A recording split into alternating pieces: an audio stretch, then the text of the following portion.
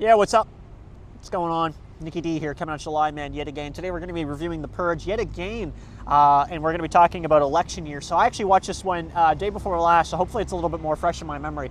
The other one I was talking about wasn't, so I was kind of like just skimming around the plot really loosely, but this one I'll be a little bit more specific into. So yeah, we're going to spoil the movie, my thoughts overall on the movie before we get into spoilers. I think it was better than the first movie and worse than the second movie, and I'll go into why. So basically, here's the spoilers.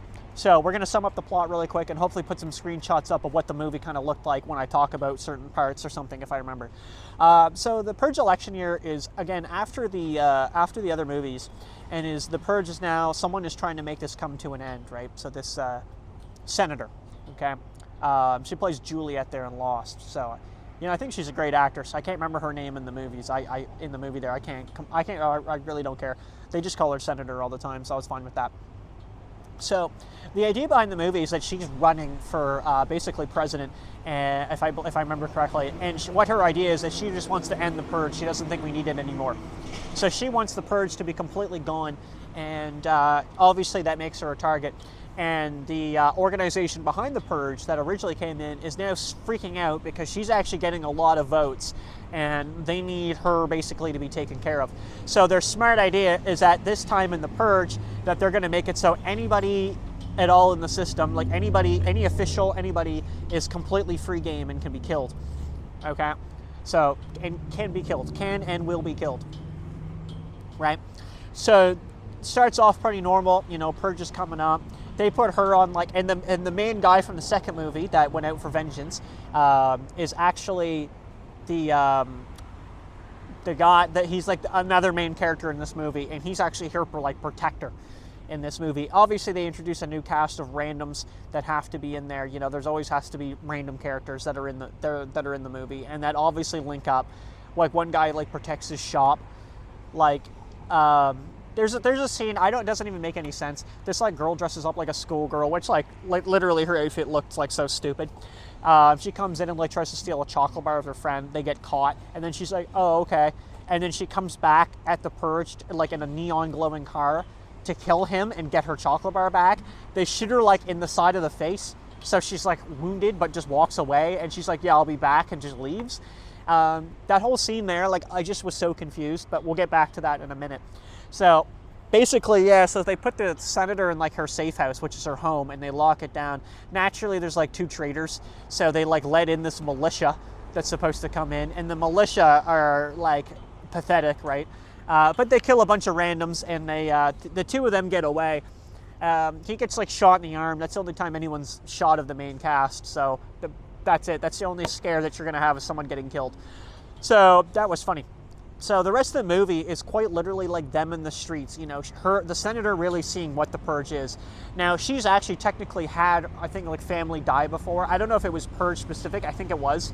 And now she's like, okay, I'm going to be a senator. I'm going to get rid of this thing. But like she sees it like as it is, like in the flesh, right? And the militia like chasing them is kind of funny. I don't know. I just don't really like buy it. Like, you know, they just make them look really weak. Like they can't kill any of the members. I think they kill someone. I don't even remember. Like, you know, out of these like nameless faces. There's like a black chick that's supposed to be like some badass or something, and the girl that steals the chocolate bar, she comes up, she like runs two of them over, like shotguns two of them, one in the head. I thought it was actually hilarious.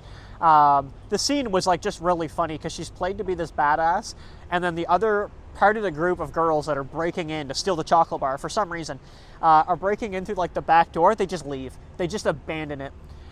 Later on, the senator gets captured, and they're gonna like sacrifice her. Obviously, they like play with their food, like they could kill her, but they don't right away. So instead of turning out to assassinate, because this is what this organization wants to do, which is actually the guy from the first movie, the stranger, he's still in the movies. He was like kind of a guerrilla fighter in the second, and now he's like a full-on guerrilla fighter in this third movie, and he wants to bring it down. So he's there, and his organization, their plan is to like assassinate the other guy that the senator's running against, so she just wins, but she can't win like that. So when she gets captured, they turn it to a rescue mission, and then at the end of the movie, she just basically wins, and they just leave it. Like, it's just insinuated, I guess, that she kind of just ends the Purge. I don't know. I wasn't really that like blown away by the movie. You know, it's there's several scenes in the movie I just can't get behind. You know, and especially this main actor. You know how he portrays himself. Yeah, I don't know. I have a hard time just believing him. You know, and it always just kills me because he's going against like trained soldiers, right? Like he's going against people that are clearly like some kind of like militia, you know, and are trained and have good equipment. You know, there's a lot of stuff in there, right? And like he's going against like multiple of them in some occasions, right? Where like I just don't believe it, right? I understand like maybe they don't want to like spray bullets to not kill the senator because they want her alive, but they literally have a helicopter and they shoot like a minigun at them in a van, and she's in the van. I'm pretty sure. I could be wrong, but I thought she was in the van. And it was funny, the only guy they killed was just like some random psycho they picked up off the street. Literally one of the groups of people, their job is to just drive around and help people. I just was like baffled by that was a thing. So I don't know. So yeah, overall, out of 5, I'd probably give it like a 2.5. The second one I'd give a 3, and the first one I'd give a 2. I think it's still a better concept. You know, you get away from the first movie, like the classic, like, okay, this is a home invasion, and they expand on that, which is cool. They go a lot more to political here too, obviously, so that's kind of the big thing. It's a lot more political, right? You see a lot more of what's going on with the politics and why it's happening in the first place, which is cool, and I appreciate that they're trying to expand it.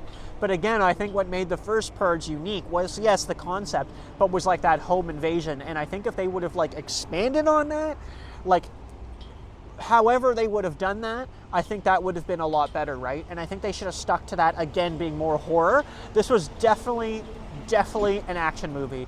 And just wait until I talk about the first Purge. That's the next movie, which is like the first ever Purge they did, because that I am going to tear to pieces. I think it's worse than the first movie, arguably. All right, thanks for watching, everybody. We'll see you in the next one.